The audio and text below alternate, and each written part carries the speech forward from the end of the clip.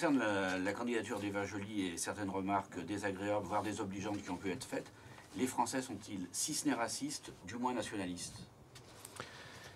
Écoutez, dans une logique d'atomisation, d'isolement, de précarité pour des millions de personnes, hein, il y a plus de 4 millions de personnes qui sont inscrites à Pôle emploi, il y a plus de 4 millions de ménages, 8 millions de personnes qui sont en précarité énergétique.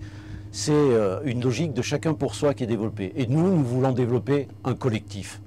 Donc,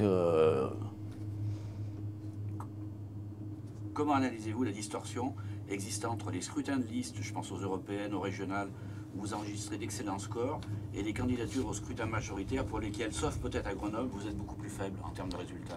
Ben écoutez, si nous sommes ici dans cette bulle du téléphérique, c'est parce que très concrètement, les gens savent que c'est François Suchot, notre collègue écologiste conseiller municipal, qui a mis en place l'accessibilité pour tous, dont les personnes handicapées, pour ces bulles.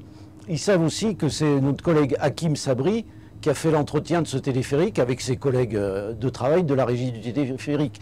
Donc très concrètement, au niveau local, les gens savent qu'avec les écolos, ça change vraiment. C'est d'abord la justice sociale, la justice fiscale et l'utilisation de l'argent public de manière correcte. Alors justement, n'y aurait-il pas un paradoxe à ce que Europe Écologie Les Verts, enfin la candidature d'Eva Joly, ne soit pas remboursée dans cette campagne? Alors vous faites 20% à Grenoble. Écoutez, l'important dans cette campagne électorale, c'est aussi que nous ayons des représentants au Parlement. Et c'est pour ça qu'il y a eu cet accord de deuxième tour, qui n'est pas un accord de gouvernement. C'est pour ça que nous soutiendrons localement Yann Mongaburu sur la 3e circonscription, qui est un jeune écolo dynamique. Et que nous... Michel Destot?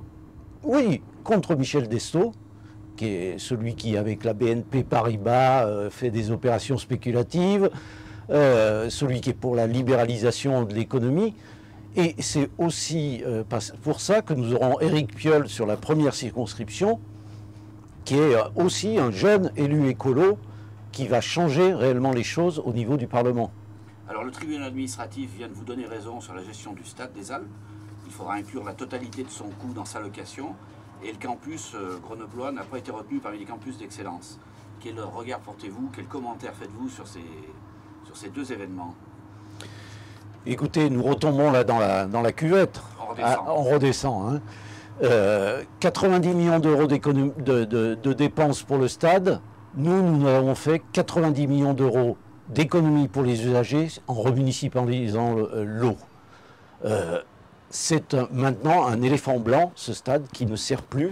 Et c'est pour ça que nous disons qu'il faut utiliser de manière logique et rationnelle l'argent public. Retrouver là où nous allons redescendre, ce qui est né un 17 juin, on est le 17 février, un 17 juin 1788, c'est-à-dire la genèse de la Révolution française, ici, à 100 mètres du bas du téléphérique. Vous appelez à l'insurrection?